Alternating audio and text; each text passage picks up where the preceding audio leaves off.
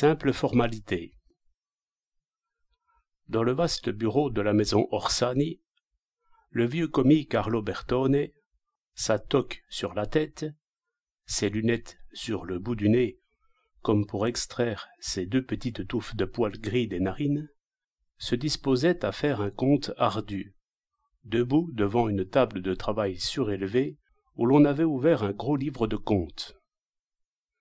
Derrière lui, Gabriele Orsani, très pâle, les yeux au fond des orbites, suivait l'opération tout en éperonnant par intervalles le vieux commis, à qui le courage semblait manquer pour arriver au bout, au fur et à mesure que la somme grossissait. « Ces lunettes, sacrées lunettes !» s'exclama-t-il à un certain moment dans un sursaut d'impatience, en faisant sauter d'un doigt les lunettes du bout de son nez sur le registre. Gabriele Orsani éclata de rire. « Elles t'en font voir, hein, ces lunettes, mon pauvre vieux. Va, 0 multiplié par 0, cela fait 0. » Alors Bertone, agacé, prit le gros livre. « Voulez-vous me laisser passer par là? Ici, avec vos façons, ce n'est pas possible, croyez-moi. Il faut du calme. »« Très bien, Carlo. Oui, oui, approuva Orsani ironiquement. Du calme, du calme. Il n'empêche, ajouta-t-il en montrant le registre, que tu traînes derrière toi des flots en tempête. » Il alla se jeter sur un fauteuil à bascule à côté de la fenêtre et alluma une cigarette. Le rideau bleu qui mettait dans la pièce une pénombre bienveillante se gonflait de temps à autre sous une bouffée d'air qui venait de la mer. Alors, avec le brusque éclat de lumière, entrait le fracas de la mer qui se brisait sur la plage. Avant de sortir, Bertone proposa à son patron de recevoir un monsieur curieux qui attendait de l'autre côté. Entre-temps, il terminerait tranquillement ce compte compliqué. « Curieux ?» demanda Gabriele. « Qui est-ce ?»« Je ne sais pas. Il attend depuis une demi-heure. C'est le docteur Sarti qui l'envoie. »« Bon, alors fais-le passer. » Peu après, entrait un petit homme sur la cinquantaine, aux cheveux gris en éventail et légèrement ébouriffé. Il avait tout d'un pantin dont on aurait tiré la ficelle dans la pièce d'à côté, pour lui faire ses courbettes et ses gestes saccadés du plus haut comique. Des mains, il en avait encore 2. Des yeux, un seul. Mais il devait sérieusement croire qu'il en avait encore 2, puisqu'il camouflait son œil de verre par un monocle qui avait un mal fou à corriger ce léger défaut de vue. Il présenta à Orsani sa carte de visite ainsi conçue. Lapo Vanetti, inspecteur de la London Life Insurance Society Limited. Capital social 4 500 000 livres sterling. Capital versé 2 559 000 livres sterling. « Cher monsieur, commença-t-il, et il ne fut plus question d'en finir. À part ce défaut de vue, il en avait un de prononciation, et de même qu'il cherchait à dissimuler le premier derrière son monocle, et cherchait à dissimuler le second en soulignant d'un léger éclat de rire chaque CH qu'il prononçait en S et chaque J en Z. Bien en vain, Orsani chercha à l'interrompre à plusieurs reprises. « Je passais près de chez vous, je veux dire, dans cette très respectable province, » reprenait sans se démonter l'homoncule dans un débit vertigineux, où, de par la qualité de notre société, la plus ancienne et la plus respectable de toutes celles qui existent dans le genre, j'ai mené à bien de très très excellents contrats, parfaitement, monsieur, sans parler des avantages exceptionnels que je vous exposerai brièvement pour chacune des combinaisons. À votre soin. Gabriele Orsani resta pantois, mais monsieur Vanetti trouva immédiatement une solution. Il commença à faire tout seul les questions et les réponses, à se proposer des doutes et à se donner des éclaircissements. Vous ici, cher monsieur, je sais, vous pourriez me dire, objectez. Tenez, oui, cher Vannetti, d'accord, confiance entière dans votre compagnie. Mais comment faire, pour moi, ce tarif, mettons, est un peu trop haut. Je n'ai pas tellement de marge dans mon bilan. Et alors, chacun voit midi à sa porte, et vous dites très bien, cher monsieur. Sur cette question, cher Vannetti, je n'admets point de discussion. Mais moi, cher monsieur, je me permets de vous faire observer. Et les avantages tout à fait spéciaux qu'offre notre compagnie? Et dites-vous, je le sais, toutes les compagnies en offrent plus ou moins. Je vous demande pardon, cher monsieur, si j'ose mettre en doute cette assertion. Non, non. Les avantages... À ce moment-là, comme Orsani le voyait tirer d'une serviette en cuir une liasse de prospectus imprimés, il tendit un bras pour se parer. « Pardonnez-moi, s'écria-t-il. J'ai lu dans un journal qu'une compagnie avait assuré je ne sais pour combien la main d'un célèbre violoniste. Est-ce vrai ?» M. Lapo Vannetti resta un instant décontenancé, puis sourit et dit « Des trucs américains. Monsieur, mais nous... » « Je vous le demande, reprit Gabriele incontinent, parce que moi aussi, autrefois. » Et il fit le geste de jouer du violon. Vannetti, sans être encore bien remis de son étonnement, crut opportun de le féliciter. « Ah, très bien, très bien. Nous, vraiment, pardon, nous ne faisons pas ces genres d'opérations. »« Ce serait bien utile, pourtant, » soupira Orsani en se levant. « Pouvoir assurer ce qui vous quitte ou ce qu'on perd le long du chemin de la vie. Les cheveux, les dents, par exemple, et la tête que l'on perd si facilement.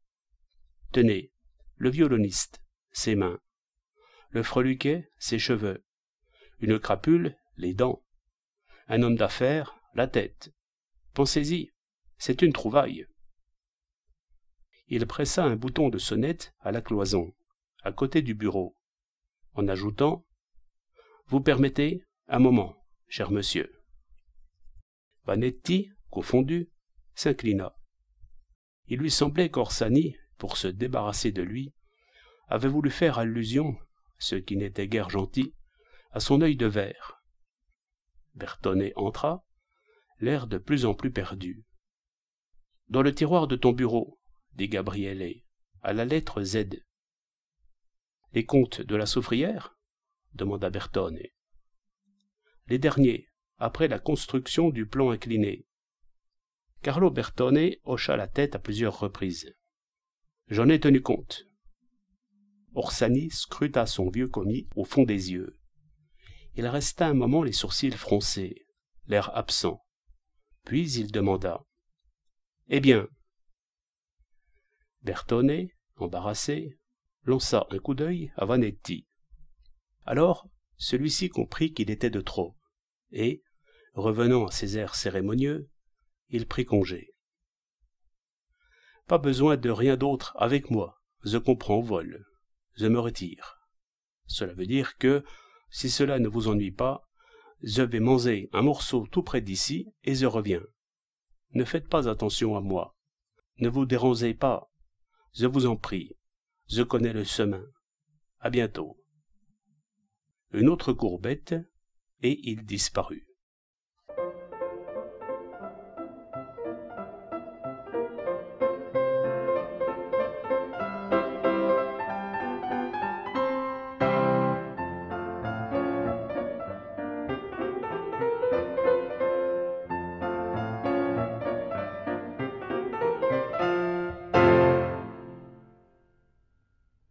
« Eh bien, » redemanda Gabriele Orsani au vieux commis, dès que Vannetti fut sorti.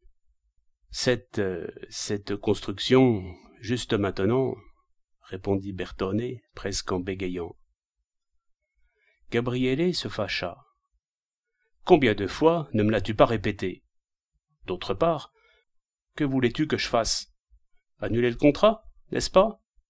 Mais pour tous mes créanciers, Cette soufrière représente un espoir de solvabilité. Je sais. Je jette plus de 130 000 livres par la fenêtre, en ce moment, à fond perdu. Je le sais mieux que toi. Ne me mets pas en colère. Bertone se frotta les yeux à plusieurs reprises. Puis, se tapotant la manche, où il n'y avait d'ailleurs pas une ombre de poussière, il dit tout bas, comme à part soi, si on trouvait le moyen, au moins, d'avoir de l'argent pour faire tourner ces machines, qui ne sont même pas entièrement payées. Mais nous avons aussi les échéances des traites à la banque. Gabriele Orsani, qui arpentait le bureau, les mains dans les poches, maussade, s'arrêta. « Combien ?»« Eh » soupira Bertone. « Eh » imita Gabriele, puis éclatant. « Oh, bref, dis-moi tout, sois franc. Est-ce la fin, la culbute ? Que mon père soit loué et remercié. Il m'a mis ici de force. J'ai fait entièrement mon devoir. Table rase, qu'on n'en parle plus. » « Mais non, il n'y a pas de quoi désespérer, » dit Bertone, très ému. « Certes, la situation... Laissez-moi dire. » Gabriele Orsani, les mains sur les épaules du vieux commis. « Qu'as-tu à me dire ?» fit-il. « Mon pauvre vieux, qu'as-tu à me dire ? Tu trembles de la tête aux pieds. Plus maintenant, c'est avant qu'il fallait s'opposer à moi, à mes projets, de toute l'autorité de tes cheveux blancs, qu'il fallait me conseiller, toi, qui me savais inapte aux affaires. Tu voudrais me leurrer, maintenant, tu me fais pitié. Que pouvais-je faire, moi ? Fit Bertone, les larmes aux yeux. Rien, s'écria Orsani. Pas même moi, d'ailleurs. Il faut que je m'en prenne à quelqu'un, ne fais pas attention. Est-ce possible ? Moi, dans les affaires, je ne sais même pas encore voir à fond quelles ont été mes erreurs. Laissons la dernière, cette construction du plan incliné. J'y étais forcé, puisque sinon je coulais. Mais quelles erreurs ai-je commises ? Bertone haussa les épaules, ouvrit les mains comme pour dire « À quoi bon à présent ?» Les solutions, plutôt, suggéra-t-il d'une voix opaque, grosse de larmes. Gabriele Orsani éclata de rire de nouveau. La solution, je la connais. Reprendre mon vieux violon, celui que mon père m'a ôté des mains pour que je me damne ici, dans ce joli divertissement, et m'en aller de porte en porte, comme un aveugle, jouer de petits airs pour procurer un morceau de pain à mes enfants. Qu'en dis-tu ? Laissez-moi dire, répéta Bertone, en baissant les paupières. Tout compte fait, si nous pouvions tirer jusqu'aux prochaines échéances, en rognant naturellement sur toutes les dépenses, celles même, excusez-moi, celles même de la maison, je pense que, au moins pendant 4 ou 5 mois, nous pourrions faire face à nos engagements. Entre-temps, Gabriele Orsani secoua la tête, sourit, puis poussant un long soupir. Frère le temps est un moine, mon vieux, qui cherche à créer des illusions. Mais Bertone insista dans ses prévisions et sortit pour finir de dresser le bilan entier des comptes. Je vais vous le prouver. Permettez un moment. Gabriele se jeta de nouveau sur son fauteuil à bascule, à côté de la fenêtre, les mains croisées derrière la nuque, et se mit à réfléchir. Personne ne soupçonnait encore quoi que ce soit, mais pour lui, désormais, cela ne faisait plus de doute. Quelques mois d'expédients désespérés, puis l'écroulement, la ruine. Depuis une vingtaine de jours, il ne s'éloignait plus de son cabinet, comme s'il attendait que des gros livres de caisse, sur les rayons de son bureau, surgissent une issue. Pourtant, la violente, l'inutile tension du cerveau, en dépit de ses efforts, se relâchait petit à petit. Sa volonté s'abêtissait. Il ne s'en apercevait que lorsque, à la fin, il se retrouvait hébété et absorbé dans des pensées étrangères, loin de son tourment sans trêve. Alors, il se remettait à pleurer, dans une exaspération croissante, sur son obéissance aveugle et veule à son père, qu'il avait arraché à ses études de prédilection, les mathématiques, à sa passion pour la musique, et l'avait jeté là, dans cette mer trouble et insidieuse du négoce. Après de si longues années, il éprouvait encore à vif son déchirement au moment de quitter Rome. Il était revenu en Sicile avec une licence en sciences physiques et mathématiques, avec un violon et un rossignol. Bienheureuse inconscience. Il avait espéré pouvoir encore s'adonner à ses sciences préférées, à son instrument préféré, dans les bouts de temps que le négoce compliqué de son père lui laisserait libre. Bienheureuse inconscience. Une fois seulement, à peu près 3 mois après son arrivée, il avait tiré son violon de l'étui, mais pour y enfermer, comme en une tombe digne, le rossignol mort et empaillé. Et il se demandait encore comment son père, si expert en affaires, ne s'était pas aperçu de l'inaptitude de son fils. Peut-être sa passion pour le commerce la lui avait-elle dissimulée, de même que son désir que l'ancienne firme Orsani ne disparaisse pas, et peut-être s'était-il imaginé que grâce à la pratique des affaires, aux bénéfices alléchants, son fils réussirait peu à peu à s'adapter et à prendre goût à ce genre de vie. Mais à quoi bon se plaindre de son père, puisqu'il s'était plié à ses volontés sans opposer la moindre résistance, sans risquer même la plus timide observation, comme d'après un pacte établi et conclu depuis sa naissance et dorénavant indiscutable. Puisque lui-même, pour se soustraire aux tentations qui pouvaient lui venir d'un idéal de vie si différent rêvé jusqu'alors, s'était décidé à se marier, à épouser celle qui lui était destinée depuis si longtemps, sa cousine orpheline Flavia.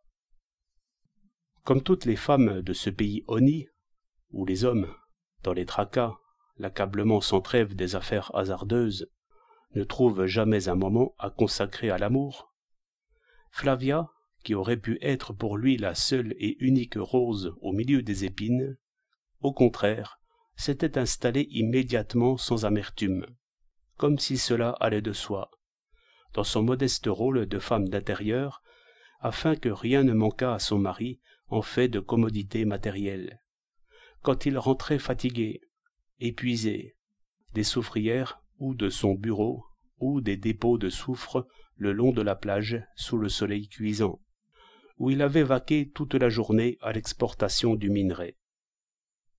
Son père étant mort presque subitement, il était resté à la tête de l'entreprise où il n'arrivait pas encore à voir clair. Seul, sans guide, il avait espéré un moment être à même de liquider et de se retirer du commerce. Mais quoi? Son capital était presque entièrement engagé dans l'exploitation des soufrières. Alors, il s'était résigné à continuer son chemin, prenant pour guide ce brave homme de Bertone, vieil employé aux Écritures, auquel son père accordait la plus grande confiance. Quel désarroi, sous le poids de la responsabilité qui lui tombait dessus soudain, et qui aggravait encore le remords, d'avoir mis au monde 3 enfants que son inaptitude menaçait dans leur bien-être, dans leur vie même. Jusqu'alors, il n'y avait jamais songé, animal tournant autour de la meule, les yeux bandés. Son amour pour sa femme, pour ses enfants, témoin vivant de son renoncement à une autre vie, avait toujours été douloureux. Mais, à cette heure, il lui intoxiquait le cœur d'une amère pitié. Il ne pouvait plus entendre pleurer ses enfants ou les entendre se plaindre de quoi que ce soit. Il se disait aussitôt « Voilà, c'est ma faute ». Et cette amertume lui restait sur le cœur, sans pouvoir s'en débarrasser. Flavia ne s'était jamais souciée de trouver le moyen d'entrer dans son cœur, et sans doute, à le voir triste, absorbé et taciturne, n'avait-elle jamais supposé qu'il enfermait en lui des pensées étrangères aux affaires. Elle aussi, peut-être, regrettait-elle, tout au fond, l'abandon où il la laissait, mais elle était incapable de lui faire un reproche, car elle supposait qu'il y était contraint par la situation embrouillée des affaires et les corvées accablantes de son entreprise. Et certains soirs, il découvrait sa femme à la balustrade de leur vaste terrasse, dont la mer venait presque battre les murs. Du haut de cette terrasse, qui ressemblait au château d'un navire, elle s'absorbait dans la nuit étincelante d'étoiles, pleine de l'éternel, de la sombre plainte de cette étendue d'eau infinie, en face de laquelle les hommes, avec une confiance hardie, avaient construit leur petite demeure, mettant presque leur vie à la merci d'autres gens lointains. De temps à autre, montait du port une sirène rauque, profonde, mélancolique, de quelque vapeur qui se disposait à appareiller. À quoi pensait-elle ainsi? À elle aussi, peut-être, la mer, dans sa plainte d'eau inquiète, lui confiait-elle d'obscurs présages? Il ne l'appelait pas. Il savait bien qu'elle était incapable d'entrer dans son monde, puisque tous deux avaient été forcés de renoncer à leur propre vie. Et là, sur cette terrasse, ses yeux se remplissaient de larmes silencieuses. Comme cela, toujours, jusqu'à la mort, sans aucun changement. Dans l'intense émotion de ces mornes soirées, l'immobilité de sa propre existence lui paraissait intolérable et soulevait en lui des idées soudaines, étranges, des éclairs de folie presque. Comment un homme, qui sait que l'on ne vit qu'une fois, pouvait-il se plier à suivre un chemin si odieux tout le long de sa vie? Et il songeait à tant d'autres malheureux assujettis par le destin à des métiers plus durs et plus ingrats.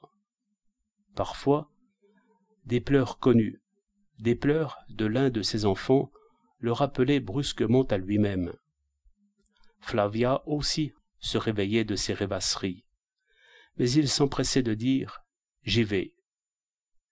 Il prenait l'enfant dans son petit lit, arpentait la pièce en le berçant pour le rendormir, et comme pour endormir sa propre peine avec l'enfant. Petit à petit, avec le sommeil du petit être, la nuit redevenait plus tranquille pour lui aussi. Et après avoir recouché l'enfant, tout à coup, il s'attardait à regarder dans le ciel, à travers les vitres, l'étoile qui brillait le plus. 9 ans avaient passé ainsi. Au début de cette année-là, juste au moment où la situation financière commençait à s'assombrir, Flavia s'était mise à exagérer un peu trop certaines dépenses de luxe. Elle avait demandé une voiture personnelle, et il n'avait pas été capable de la lui refuser. À présent, Bertone lui conseillait de freiner toutes les dépenses, également et surtout celles de la maison. Certes, le docteur Sarti, son ami intime depuis l'enfance, avait conseillé à Flavia de changer de mode de vie, de s'offrir quelques distractions pour surmonter la dépression nerveuse que de si longues années d'une existence renfermée, monotone, lui avaient causée. À cette réflexion, Gabriele se secoua, se leva et se mit à arpenter son bureau, en songeant à son ami Lucio Sarti, avec envie et dépit. Ils avaient été ensemble étudiants à Rome. Aussi bien l'un que l'autre étaient incapables de rester une seule journée sans se voir. Alors, et jusqu'à ces derniers temps, cet ancien lien d'amitié fraternelle ne s'était jamais relâché. Il se refusait absolument à fonder le motif d'un changement sur une impression au cours de la dernière maladie d'un de ses enfants, à savoir que Sarti avait fait preuve de prévenance exagérée à l'égard de sa femme, simple impression et rien d'autre, car il connaissait pertinemment l'honnêteté si rigide de son ami et de sa femme. Néanmoins, il était vrai, et l'on ne pouvait le nier, que Flavia s'accordait en tout et pour tout avec la façon de penser du médecin. Dans les discussions très fréquentes depuis quelque temps, elle acquiesçait toujours de la tête à ce qu'il disait. Elle, elle qui d'habitude ne parlait jamais à la maison. Cela l'avait agacée. Puisqu'elle approuvait ces idées-là, pourquoi ne les lui avait-elle pas exprimées auparavant? Pourquoi n'avait-elle pas discuté avec lui de l'éducation de leurs enfants, par exemple, si elle approuvait les critères rigides du docteur plutôt que les siens? Et il en était arrivé à accuser sa femme de manquer d'affection pour leurs enfants. Il était bien obligé de le dire, puisque sa femme, jugeant en conscience qu'il élevait mal ses enfants, s'était toujours tue, en attendant qu'un tiers mette le sujet sur le tapis. Du reste, Sarti n'aurait jamais dû s'en mêler. Depuis un certain temps, il semblait à Gabrielle que son ami oubliait trop de choses. Oubliait par exemple qu'il lui devait tout, ou presque tout, à lui, Gabrielle. En effet, qui donc, sinon lui, l'avait tiré de la misère où les fautes de ses parents l'avaient jeté? Son père était mort en prison, et il s'était sauvé de chez sa mère, qui l'avait emmené avec elle dans une ville voisine, dès que l'usage de la raison lui avait permis d'entrevoir à quels tristes expédients elle recourait pour vivre. Eh bien, il l'avait soustrait à la misérable gargote où il était réduit à faire le serveur, et lui avait donné un emploi dans le cabinet de son père. Il lui avait prêté des livres, ses notes de classe, pour qu'il étudie. Il lui avait ouvert une voie, en somme, et entrouvert l'avenir. À présent, voilà, Sarti s'était fait une situation tranquille et sûre par son travail, ses dons naturels, sans devoir renoncer à quoi que ce soit. C'était un homme, tandis que lui, au bord de l'abîme. 2 coups à la porte vitrée qui donnait dans les pièces réservées à l'appartement arrachèrent Gabrielle à ses amères réflexions. « Entrez, dit-il. » Et Flavia entra.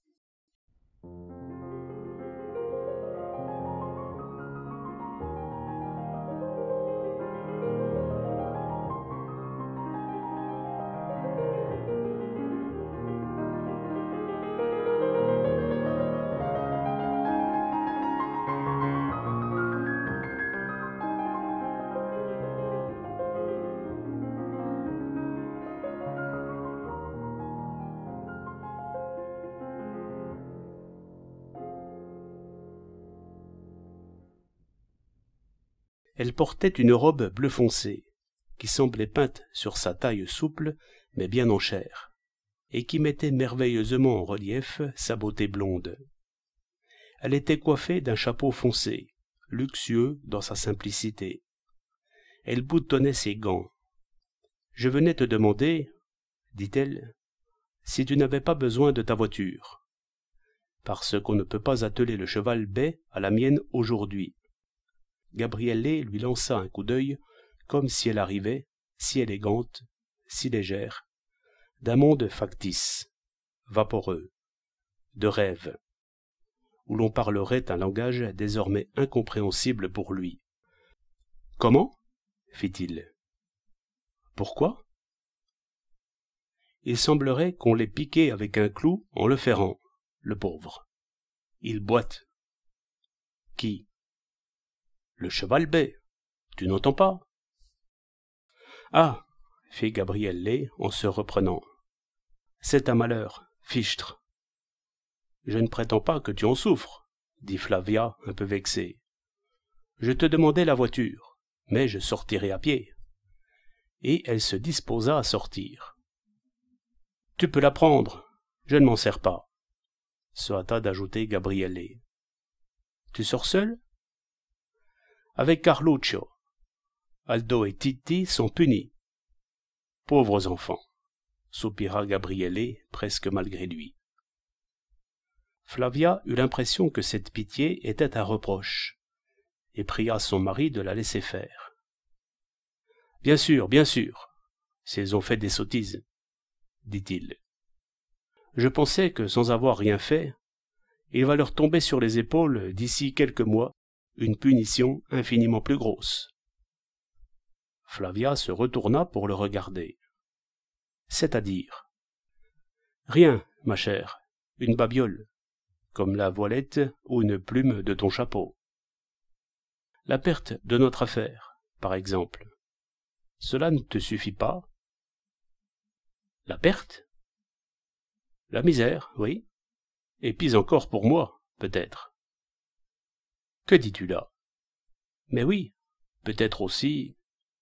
Je t'étonne? Flavia, troublée, revint à son mari, les yeux fixés sur lui. Elle se demandait s'il plaisantait ou s'il parlait pour de bon. Gabriele, un sourire nerveux sur les lèvres, répondit à voix basse, calmement, aux questions fébriles de Flavia, comme s'il ne s'agissait pas de sa propre ruine. Puis, en voyant sa femme bouleversée, « Hé, ma chère Flavia !» s'exclama-t-il.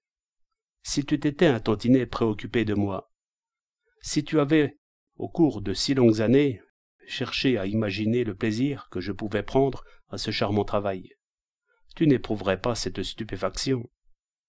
Les sacrifices ne sont pas tous possibles, et quand un pauvre homme est forcé d'en faire qui dépasse ses propres forces... » « Forcé? Qui t'a forcé ?» interrompit Flavia, car il avait appuyé sur ce mot. Gabriele lança un regard à sa femme, décontenancée par l'interruption et l'air de défi qu'en dominant son agitation intérieure, elle prenait devant lui. La bile lui monta à la gorge, lui dessécha la bouche. Néanmoins, il rouvrit les lèvres sur son sourire nerveux d'avant, plus morne maintenant, et interrogea. « Spontanément, alors ? » ?»« Moi, non, en tout cas, » ajouta Flavia avec force, en le regardant droit dans les yeux. « Si c'était pour moi, tu aurais pu te dispenser de ce sacrifice. J'aurais préféré 1000 fois la misère la plus noire. »« Tais-toi » cria-t-il à bout de nerfs. « Ne parle pas de ça, puisque tu ne sais pas ce que c'est. »« La misère ? Mais qu'est-ce que j'ai eu de la vie, moi? Toi et moi. » Ils demeurèrent un instant, bouillants de colère et vibrants, l'un en face de l'autre, presque épouvantés de leur haine réciproque, couvés tant d'années, et qui éclataient à cette heure, à l'improviste, à leur insu. « Qu'as-tu à me reprocher ?» reprit Flavia dans un nouvel élan. « Si je ne me suis jamais occupé de toi, quand l'as-tu fait, toi? Tu me jettes à la figure ton sacrifice, comme si je ne m'étais jamais sacrifié moi-même et condamné à représenter le renoncement à la vie que tu rêvais. Et c'était cela, la vie, pour moi? Je n'avais pas le droit de rêver à rien d'autre, n'est-ce pas? Et toi, pas le devoir de m'aimer? J'étais la chaîne qui te retenait ici, à des travaux forcés. Peut-on aimer une chaîne? Et je n'avais qu'à me contenter que tu travailles, n'est-ce pas? Et ne rien prétendre d'autre de toi. Je n'ai jamais ouvert la bouche, mais en ce moment, tu me provoques. » Gabriele se cachait le visage dans les mains, en murmurant par intervalles « Ça aussi, ça aussi. » À la fin, il éclata. « Mes enfants aussi, n'est-ce pas, viendront me lancer à la figure mon sacrifice, comme un chiffon bon à jeter. » « Tu dénatures mes paroles, » répondit-elle en haussant les épaules. « Mais non, » continua Gabriele avec une fougue mordante. « Je ne mérite aucun remerciement. Appelle-les, appelle-les. Je les ai ruinés, et ils ont le droit de me le jeter à la figure. »« Non, » s'empressa de répondre Flavia, en s'attendrissant à l'idée de ses enfants. « Pauvres petits, ils ne te reprocheront pas la misère, non. » Elle plissa les yeux, se prit les mains, et les levant. « Comment feront-ils » s'écria-t-elle. « Élevés de cette façon... »« Comment » lança-t-il. « Sans direction, n'est-ce pas? Ça aussi, ils me le reprocheront. »« Va, mais va donc leur donner la béquée, et les reproches de Lucio Sarti par surcroît. »« Que vient faire Lucio Sarti là-dedans » dit Flavia, frappée par cette question inattendue. « Tu répètes ses propres mots, » reprit Gabriele blême, bouleversée. il ne te reste plus qu'à te mettre sur le nez ces lunettes de myope. » Flavia poussa un long soupir, baissa les paupières avec un calme mépris. Tous ceux qui entraient un petit peu dans notre intimité pouvaient s'apercevoir. « Non, lui, » interrompit Gabriele plus violemment, « lui seulement, lui qui a grandi comme un sbire de lui-même, parce que son père... » Il s'arrêta, se repentant déjà de ce qu'il était sur le point de dire, et reprit. « Je ne l'en tiens pas pour responsable. Je dis simplement qu'il avait raison de vivre comme il l'a fait, en surveillant, peureusement, strictement, le moindre de ses actes. Il avait à surmonter, sous les yeux des gens, la misère, l'ignominie où l'avaient plongé ses parents. Mais mes enfants, pourquoi aurais-je dû tyranniser mes enfants ? » « Qui parle de les tyranniser ?» essaya d'observer Flavia. « Libre, libre, lança-t-il. Je voulais que mes enfants grandissent en toute liberté, puisque moi, j'avais été enchaîné ici par mon père, à ce supplice. Et j'en attendais une seule récompense, c'est-à-dire contempler cette liberté que je leur offrais au prix de mon sacrifice, de mon existence brisée inutilement, à présent, inutilement brisée. » À ce moment, comme si sa fébrilité se rompait tout à coup, il éclata en sanglots irrépressibles. Puis, au milieu de ces larmes étranges, convulsives, presque rageuses, il leva des bras tremblants, et suffoquant, il s'abandonna sans connaissance. Flavia, éperdue, atterrée, appela au secours. Bertone et un autre employé accoururent. On souleva Gabriele, qu'on allongea sur un canapé, tandis que Flavia, examinant ses traits d'une pâleur cadavérique et mouillée d'une sueur mortelle, désespérée, perdait la raison. « Qu'a-t-il ? Qu'a-t-il ? Mon Dieu, regardez ! Au secours ! C'est à cause de moi !» répétait Flavia. « Non, madame, » lui dit Bertone, en passant affectueusement un bras sous la tête de Gabriele. « Depuis ce matin, mais à vrai dire, depuis un certain temps déjà, pauvre enfant, si vous saviez. »« Je sais. Alors, que voulez-vous ? Forcément. » Les soins devenaient urgents. Que faire ? Lui mouiller les tempes ? Oui. Mais mieux valait peut-être de l'éther. Flavia sonna. Un valet de chambre accourut. « L'éther ! La fiole d'éther, vite !»« Quel coup, pauvre enfant !» faisait Bertone doucement, d'une voix apitoyée, en contemplant les traits de son patron à travers ses larmes. « Est-ce la ruine, vraiment ?»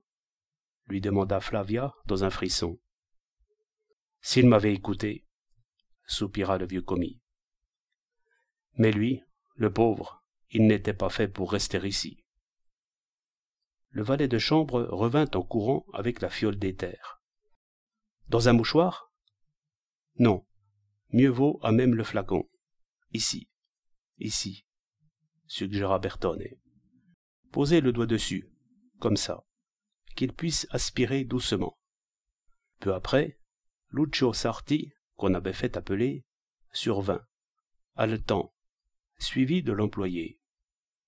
Grand, raide, ce qui ôtait tout charme à la beauté raffinée des traits presque féminins, Sarti portait de petites lunettes tout contre des yeux perçants. Sans presque remarquer la présence de Flavia, il écarta tout le monde, se pencha sur Gabriele pour l'observer, puis, s'adressant à Flavia qui l'accablait de questions et d'exclamations, il dit durement « Arrêtez-vous, je vous en prie, laissez-moi écouter. » Il découvrit la poitrine du malade, y posa l'oreille du côté du cœur. Il écouta un moment, puis se releva, troublé, et se tâta la poitrine pour chercher quelque chose dans les poches intérieures de son veston. « Eh bien » fit encore Flavia. Il tira le stéthoscope et demanda « Y a-t-il de la caféine à la maison ?»« Non, je ne sais pas » s'empressa de répondre Flavia. « J'ai envoyé chercher de l'éther. »« Non, Non, je ne sais pas, s'empressa de répondre Flavia. J'ai envoyé chercher de l'éther. C'est inutile. Il alla écrire une ordonnance qu'il tendit à l'employé. Tenez, vite. Aussitôt après, Bertone fut envoyé à la pharmacie également pour chercher une seringue, que Sarti n'avait pas sur lui. Docteur, supplia Flavia. Mais Sarti, sans écouter, revint auprès du canapé. Avant de se pencher pour écouter de nouveau le patient, il dit sans se retourner. Prenez des dispositions pour le faire transporter en haut. Va vite, fit Flavia au valet de chambre. Puis, dès que celui-ci fut sorti, elle saisit Sarti par un bras et lui demanda les yeux dans les yeux. Qu'a-t-il? Est-ce grave? Je veux le savoir. Je ne le sais pas bien encore moi-même, répondit Sarti avec un calme voulu. Il plaça le stéthoscope sur la poitrine du malade et tint longuement l'oreille pour écouter, serrant les paupières par intervalles, contractant les traits, comme pour s'interdire de préciser les idées, les sentiments qui l'agitaient pendant cet examen. Sa conscience troublée, bouleversée par ce qu'il percevait dans le cœur de son ami, était à ce moment incapable de réfracter sur lui-même ses idées et ses sentiments, pas plus qu'il ne le voulait d'ailleurs, comme s'il le redoutait. Tel un malade fiévreux qui, abandonné dans l'obscurité d'une chambre, entendrait tout à coup le vent forcer les volets et briser les vitres dans un horrible fracas, et se retrouverait brusquement égaré, délirant, au bas du lit, devant les éclairs et la fureur de la tempête nocturne, mais tenterait tout de même de refermer les volets de ses bras débiles, Sarti essayait de s'opposer à ce que son idée véhémente de l'avenir, la lumière sinistre d'un redoutable espoir, fasse irruption en lui, en ce moment précis. L'espoir dont il s'était fait, dans l'illusion de son inconscience juvénile, un objectif lumineux. Il y a de longues années, après s'être délivré du cauchemar qu'était sa mère, et auquel il lui semblait avoir quelque droit à aspirer, pour toutes les souffrances injustes qui lui avaient été imposées. Il ignorait alors que Flavia Orsani, cousine de son ami et bienfaiteur, était riche, et que son père, à l'article de la mort, avait confié à son frère l'administration des biens de sa fille. Il ne voyait en elle qu'une orpheline recueillie par charité chez son oncle. Fort du témoignage que représentaient tous les actes d'une existence entièrement tendue à effacer la marque d'infamie que son père et sa mère avaient imprimée sur son front, ayant en main une honnête situation, n'aurait-il pas été à même de demander au Orsani, en gage de l'affection qu'il lui avait montrée, la main de l'orpheline dont il se flattait déjà d'avoir gagné la sympathie. Mais peu après son retour de l'université, Flavia avait épousé Gabriele, à qui, il est vrai, il n'avait jamais donné lieu de soupçonner son propre amour pour sa cousine. Tout cela était vrai, il n'empêche qu'il la lui avait prise, sans faire son propre bonheur, pas plus que le bonheur de la jeune fille. Ce n'était pas seulement pour lui que ces noces avaient été un crime, mais en elles-mêmes, car de là datait leur malheur à tous les trois. Pendant de longues années, comme si de rien n'était, il avait assisté la petite famille de son ami en qualité de médecin, dissimulant sous un masque rigide et impassible le déchirement que la triste intimité de cet intérieur sans amour lui causait, tout comme la vue de cette femme abandonnée à elle-même, qui donnait pourtant à imaginer quel trésor d'affection elle gardait dans son cœur et auquel son mari ne faisait jamais appel, qu'il ne soupçonnait peut-être pas, de même que la vue de ses enfants qui grandissaient sans direction paternelle. Il s'était même refusé à scruter dans les yeux de Flavia ou à trouver dans un mot quelconque une allusion fugitive, une preuve, même la plus impalpable, qu'elle se serait aperçue, toute jeune encore, de l'affection qu'elle lui inspirait. Mais cette preuve, ni cherchée ni voulue, s'était offerte à lui lors d'une de ces occasions où la nature humaine rompt et enfreint n'importe quel frein social, et se découvre telle qu'elle est, à l'image d'un volcan qui laisserait tomber sur son dos de la neige et de la neige pendant de longs hivers, puis, brusquement, secouerait ce manteau glacé et découvrirait au soleil ses entrailles embrasées indomptables. Et l'occasion avait été la maladie du petit garçon, précisément.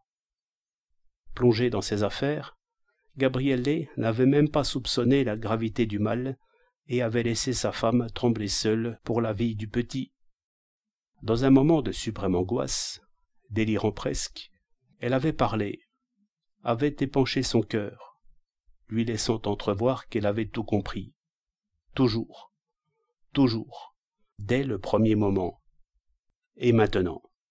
« Dites-moi, par pitié, docteur, » insistait Flavia exaspérée, à le voir si bouleversé et taciturne. « C'est très grave, n'est-ce pas ?»« Oui, » répondit-il brusquement d'un air sombre. « Le cœur ? Quel mal ? Si brusquement, dites-le-moi. »« À quoi cela servirait-il ? Ce sont des termes scientifiques. Qui entendriez-vous » Mais elle insista. « Est-ce irréparable ?» demanda-t-elle. Il ôta ses lunettes, plissa les yeux, puis s'écria. « Non, pas comme cela, croyez-moi. Je voudrais pouvoir lui donner ma vie. » Flavia blêmit. Elle regarda son mari et dit plus du geste que des lèvres. « Taisez-vous. »« Je veux que vous le sachiez, » ajouta-t-il. « Mais vous me comprenez, n'est-ce pas ? Tout ce qu'il me sera possible, sans penser à moi, à vous. »« Taisez-vous, » reprit-elle comme horrifiée. Mais il poursuivit. « Ayez confiance en moi. Nous n'avons rien à nous reprocher. Il n'a aucun soupçon du mal qu'il m'a fait, et il n'en aura jamais. Il aura tous les soins que peut lui apporter l'ami le plus dévoué. » Flavia, le souffle court, vibrante, ne détachant pas son regard de son mari, « Il vient de bouger !» s'écria-t-elle brusquement. Sarti se retourna pour l'observer. « Non. »« Si, il a bougé !» ajouta-t-elle à voix basse. Ils restèrent un instant l'esprit en suspens, à guetter. Puis il vint se pencher sur le malade, lui prit le poignet et appela. « Gabriele ! Gabriele !»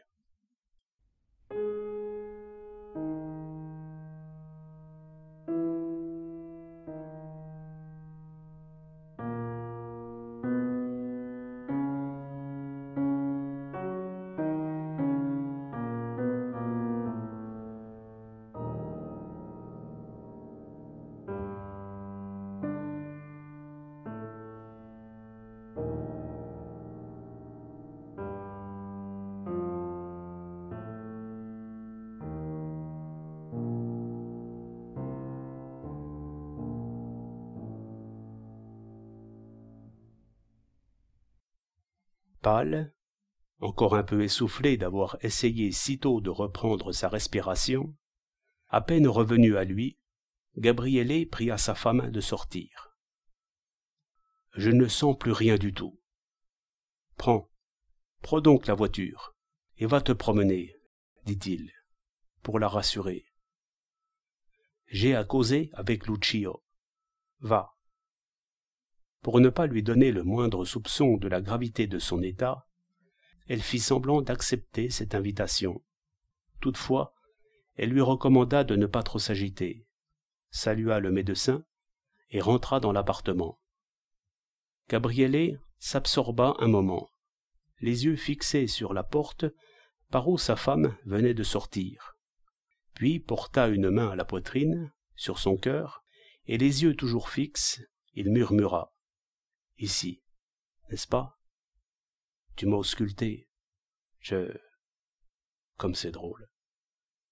J'avais l'impression que ce monsieur... Comment s'appelle-t-il? Lapo. Oui, le bonhomme à l'œil de verre. Me tenait ficelé, là, et que je ne pouvais pas me dépêtrer. Tu riais et tu disais « Insuffisance », n'est-ce pas? Insuffisance de valve de l'aorte.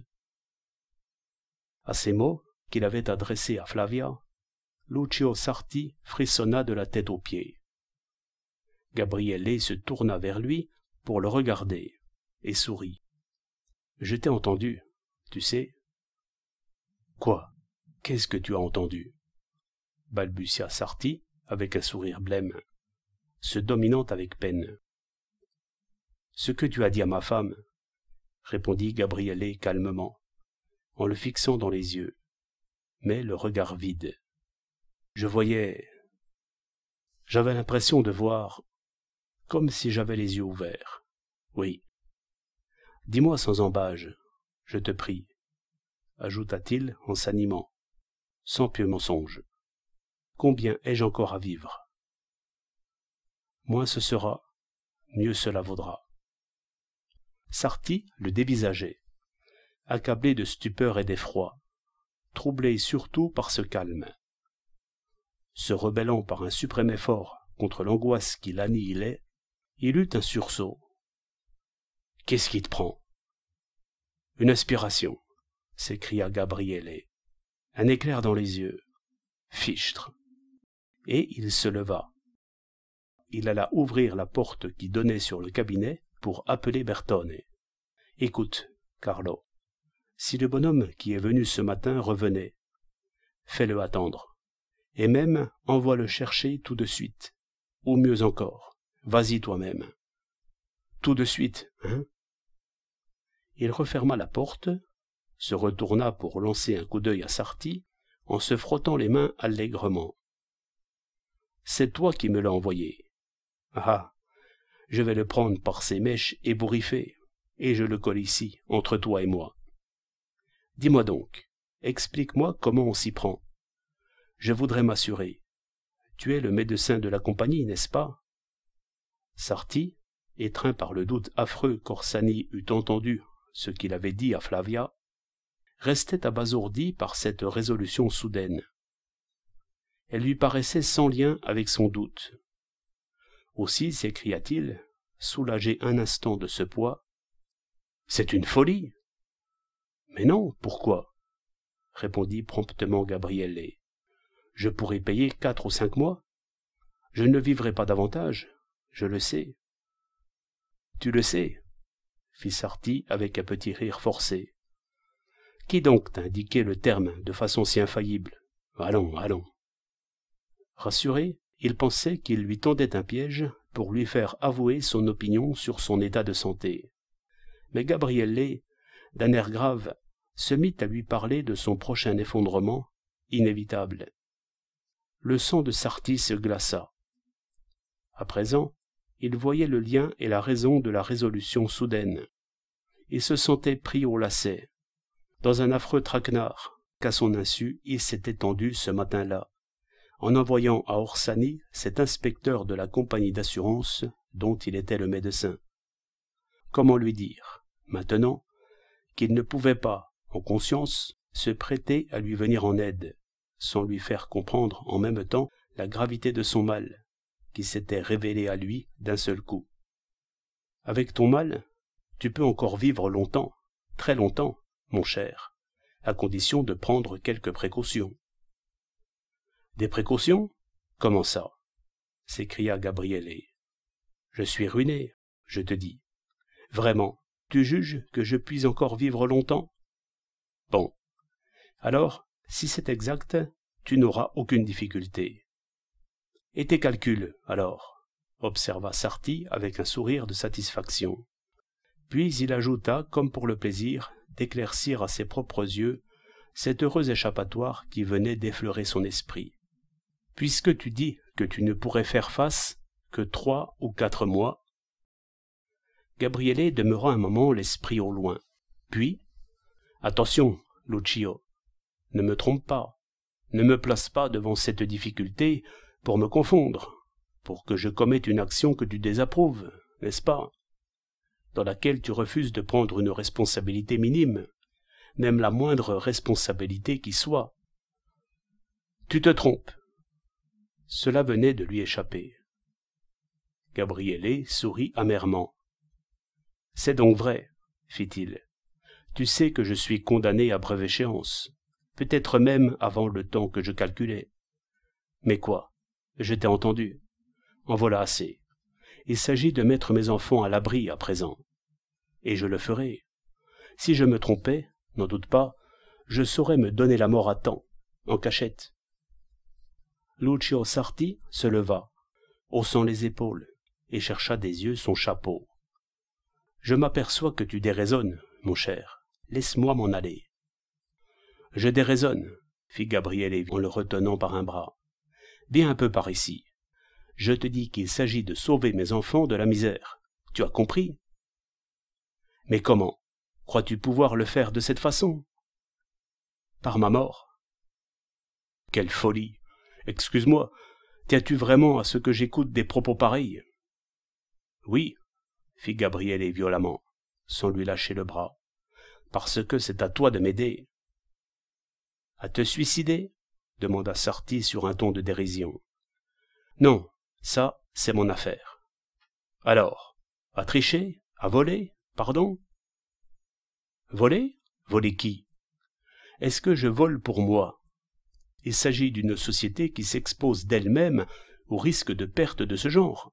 Laisse-moi parler. Ce qu'elle perd avec moi, elle le regagnera sur 100 autres. Laisse, j'en rendrai compte à Dieu. Tu n'y es pour rien, toi. Tu fais erreur, riposta Sarti. Toucheras-tu cet argent? Lui demanda Gabriele, son regard fiché dans celui de Sarti. C'est ma femme et mes 3 pauvres innocents qui l'auront. Où serait ta responsabilité? D'un seul coup, sous le regard perçant d'Orsani, Lucio Sarti comprit tout. Il comprit que Gabriele avait parfaitement entendu et qu'il se retenait encore parce qu'il voulait d'abord atteindre son but, c'est-à-dire mettre un obstacle insurmontable entre lui et sa femme, en le rendant complice de cette escroquerie. En effet, s'il déclarait Gabriele en bonne santé, en qualité de médecin de la compagnie, il ne pourrait jamais plus faire sienne Flavia, veuve, à qui serait dévolue la prime, produit de cet abus de confiance. Sans aucun doute, la compagnie le poursuivrait. Mais pourquoi une telle haine, une haine si féroce jusqu'au-delà de la mort? S'il avait entendu, il devait savoir aussi qu'il n'avait rien, absolument rien à leur reprocher, pas plus à sa femme qu'à lui-même. Alors pourquoi? Soutenant le regard d'Orsani et résolu à se défendre jusqu'au bout, il lui demanda d'une voix mal assurée. « Ma responsabilité, dis-tu, à l'égard de la compagnie. »« Attends, » reprit Gabriele, comme ébloui par l'efficacité pressante de son raisonnement. « Il faut que tu songes que j'étais ton ami bien avant que tu deviennes le médecin de cette compagnie. Est-ce exact? »« C'est exact, mais... » balbutia Sarti. « Pourquoi te troubles-tu? Je n'ai aucunement l'idée de te reprocher quoi que ce soit. Je tiens seulement à te faire observer qu'en ce moment, ce n'est pas à moi que tu penses, comme tu le devrais, mais à la compagnie. »« À ma tromperie, » répliqua Sarti, très sombre. « Il y a tellement de médecins qui se trompent, » riposta à brûle-pourpoint Gabriele. « Qui pourrait t'en accuser? Qui pourrait soutenir que je ne suis pas en bonne santé, en ce moment? On m'achèterait la santé. Je mourrai d'ici 5 ou 6 mois. Le médecin est incapable de le prévoir. Toi non plus. D'autre part, vis-à-vis de toi, de ta conscience, cette tricherie est un service amical. » Anéanti, tête basse, Sarti enleva ses lunettes, se frotta les yeux. Puis, morne, les paupières baissées, il tenta une extrême défense d'une voix tremblante. « Je préférerais, dit-il, te prouver autrement ce que tu appelles un service amical. » De quelle façon? Te rappelles-tu où mon père est mort, et pourquoi? Gabriele le regarda, abasourdi, et murmura à part soi, quel rapport? Tu n'es pas à ma place, répondit Sarti, résolu, âpre, en remettant ses lunettes. Tu es incapable de juger. Rappelle-toi comment j'ai été élevé. Je t'en prie, laisse-moi agir correctement, sans remords. Je ne comprends pas, reprit Orsani froidement. Quel remords pourrait te causer le bien que tu ferais à mes enfants? Au détriment d'autrui. Ce n'est pas ce que je cherche. Tu sais bien que tu le fais. Je sais quelque chose d'autre qui me tient beaucoup plus à cœur et qui devrait te tenir à cœur à toi aussi. Il n'y a pas d'autre issue. À cause d'un scrupule de ta part, que je suis incapable de partager dorénavant, tu écartes le moyen qui s'offre spontanément à moi, cette encre que tu m'as jetée, toi, en personne. Il s'achemina vers la porte pour tendre l'oreille, faisant signe à Sarti de ne pas répondre.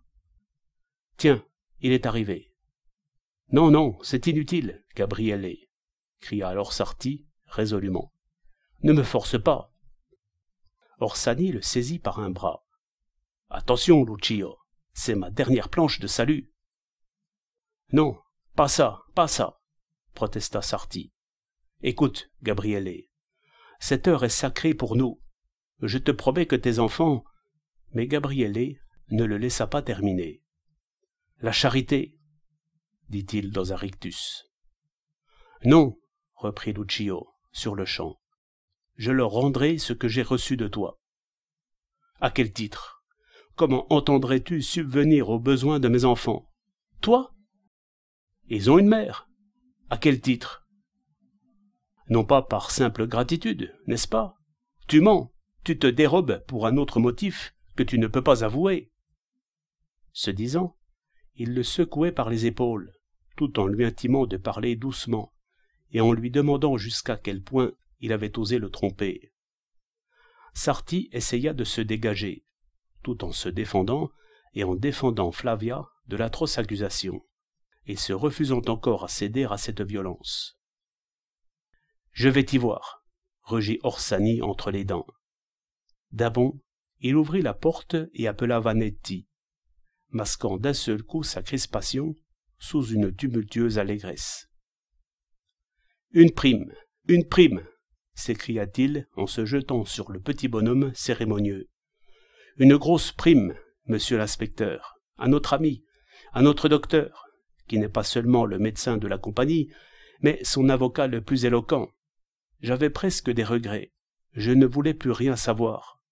Eh bien, lui m'a décidé, il a eu le dessus. Donnez-lui tout de suite la déclaration médicale à signer. Il est pressé, il faut qu'il s'en aille. Ensuite, nous établirons les autres coordonnées. » Vannetti, aux anges, tira un formulaire de sa serviette au milieu d'un crépitement d'exclamations admiratives et de félicitations, en répétant « Simple formalité, et il tendit la feuille à Gabriele. « Tiens, écris, » dit celui-ci en remettant à Sarti qui assistait à cette scène comme en un rêve, et voyait dans cet homoncule rabougri, presque désarticulé, on ne peut plus ridicule, la personnification de son ignominieux destin.